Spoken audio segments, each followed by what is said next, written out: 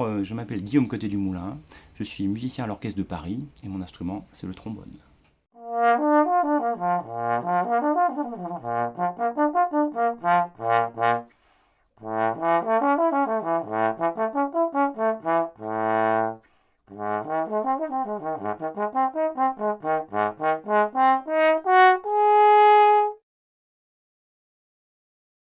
Le trombone, comment ça marche?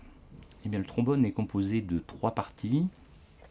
Une première partie, la plus petite, c'est évidemment l'embouchure, qui est commune à tous les instruments de cuivre. Elle est insérée dans une autre partie du trombone, car le trombone peut se démonter en 2 autres parties.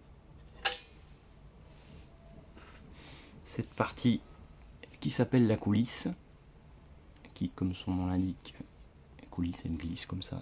Et on peut même le démonter, vous voyez. Donc la coulisse me sert en partie à choisir les notes, parce qu'il y a un autre mode de jeu qui permet, enfin l'embouchure permet aussi de choisir les notes. Et la troisième partie, le pavillon. Donc il vient s'emboîter ici sur la coulisse.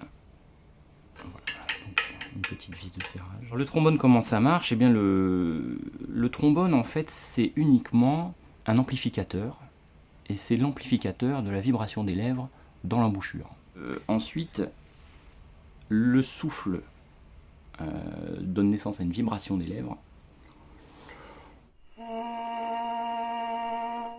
dans l'embouchure, et cette vibration est amplifiée par l'instrument.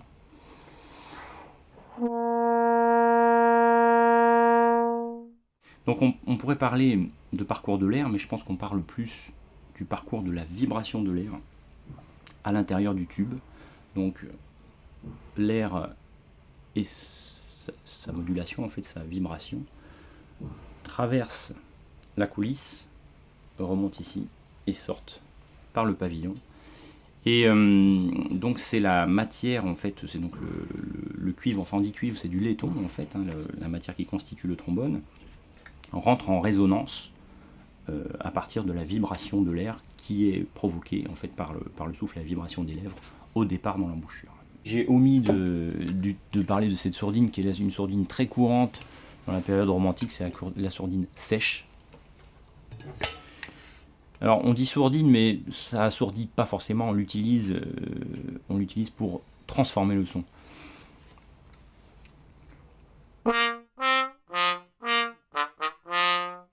Ça donne beaucoup d'harmoniques aiguës dans le son, ça donne beaucoup de brillance, il y a un côté un peu nasillard, et c'est voilà, c'est très souvent utilisé. Alors soit pour donner un son nasillard, ou alors une couleur plus douce.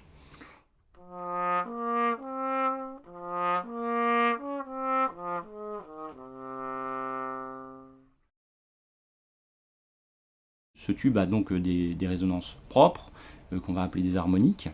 Et les harmoniques, en fait, on les choisit avec la vitesse de l'air et par incidence la tension des lèvres qui résonnent un petit peu comme des cordes peut-être de guitare, on pourrait dire. Mais, donc elles ont des espèces de longueurs d'onde qui vont se mettre après en résonance avec le tube.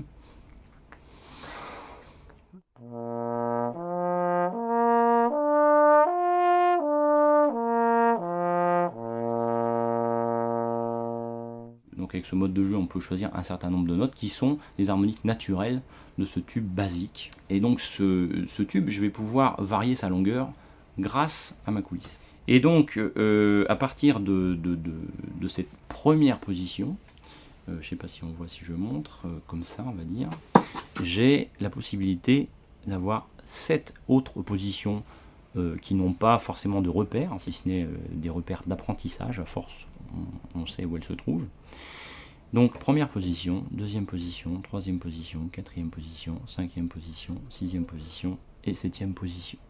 Donc avec mon souffle et avec mes lèvres, je vais pouvoir sélectionner des harmoniques, et avec ma coulisse, je vais choisir la série d'harmoniques dans laquelle je vais venir piocher la note qui m'intéresse. À partir de là, donc on a une matière sonore, on a toute une série de notes qu'on peut choisir, et donc tout ça, il va falloir le moduler, il va falloir l'articuler. C'est là qu'interviennent donc les différents modes interviennent les différents modes de jeu. Modes de jeu qui sont relativement commun à pas mal d'instruments. Donc c'est le mode de jeu staccato, le mode de jeu legato, et puis une petite spécificité pour le trombone qui est commune aux instruments à cordes, c'est le glissando. Mais pour le trombone, si je n'articule pas avec ma langue, voilà ce qui arrive.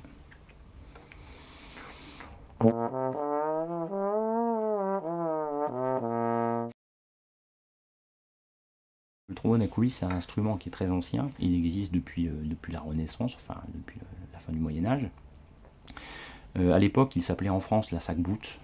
On suppose de deux verbes français qu'on a réunis, saquer et bouter, tirer et pousser. Le trombone a été beaucoup employé à partir de la période classique pour doubler les voix et doubler les chœurs. Pas uniquement à partir de la période classique, parce que Bach aussi l'a utilisé dans ses cantates, ses oratorios. Donc il y avait à l'époque un trombone soprano, un trombone alto, un trombone ténor et un trombone basse. À partir de la période classique, on garde le trombone alto que j'ai apporté.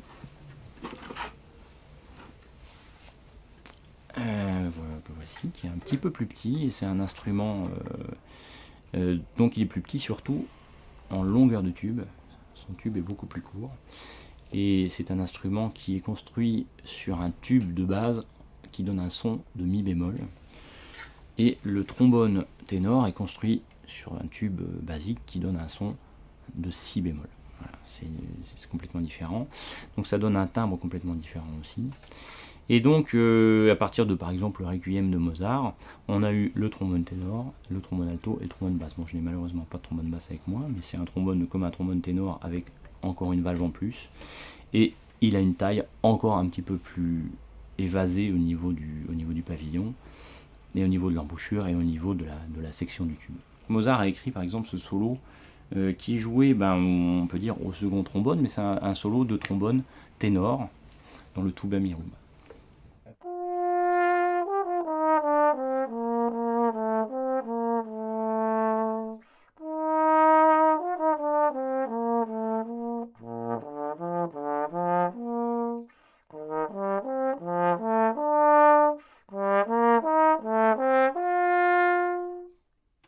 Je vais vous jouer maintenant un extrait, toujours dans le Requiem de Mozart, pour illustrer le fait que le trombone double en permanence dans ses œuvres vocales, les parties de chacune des voix qui chantent. Donc ici, le trombone alto double la voix d'alto dans la fugue du Kyrie.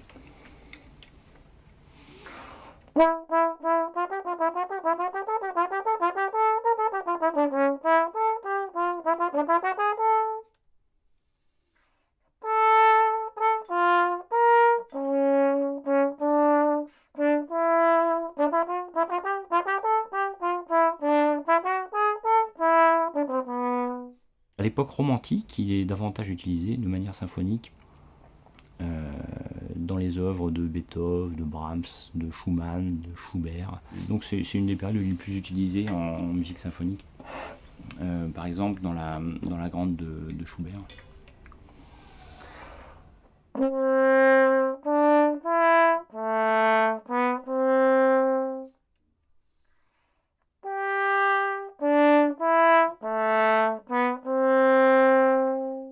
La période suivante, qui est la période du début du XXe siècle, des impressionnistes, et donc Ravel a utilisé le trombone, et plus spécialement pour son boléro. Mais à l'époque, ce n'était pas un trombone de cette taille-là, c'était un trombone beaucoup plus petit, qui apportait plus de clarté. J'ai commencé par un instrument qui est assez proche, qui est un cuivre qui s'appelle l'euphonium. C'est le tuba ténor, c'est un petit tuba, qui est notamment utilisé dans le bidlo des tableaux d'une exposition, par exemple. Donc j'ai fait une grande part de mon cursus avec cet instrument. Je suis arrivé à Paris au conservatoire avec l'euphonium. J'ai un prix d'euphonium d'ailleurs. Et un petit peu par hasard et par curiosité, j'ai commencé le trombone un petit peu en parallèle à cette époque-là. Et puis, voyant les possibilités qu'il pouvait m'offrir, et aussi voyant que je pouvais arriver à faire quelque chose de correct, je me suis dit, mais pourquoi pas le trombone, parce que ça me permettrait justement d'aborder le répertoire symphonique, de jouer dans l'orchestre symphonique.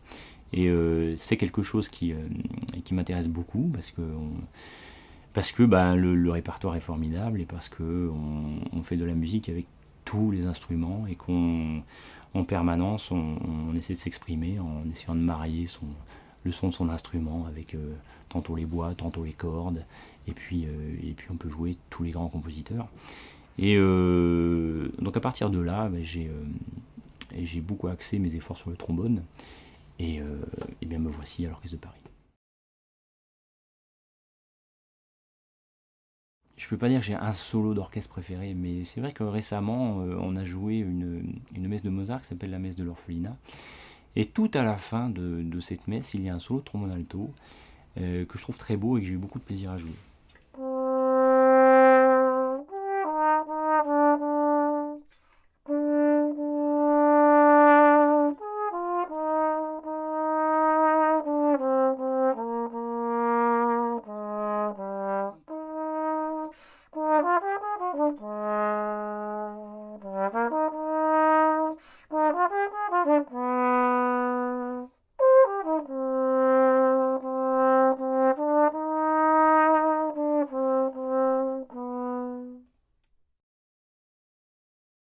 Les enfants me posent la question souvent, mais comment tu fais pour te repérer sur ta coulisse? Ce qui est facile, c'est la première position. Après, j'ai aussi un point de repère qui est le pavillon qui me permet de savoir à peu près où se trouve la troisième position. Entre les deux, je sais que je vais avoir à peu près ici la deuxième, mais ça c'est avec l'habitude, à force de travail, à force de savoir faire sonner mon instrument et à force d'exercer mon bras et mon oreille, parce qu'il faut savoir exactement, avant de produire le son, à quelle hauteur on veut le produire. Et bien, à force d'habitude, mon bras arrive à s'ajuster suffisamment pour tomber sans quasiment regarder au bon endroit pour faire la note.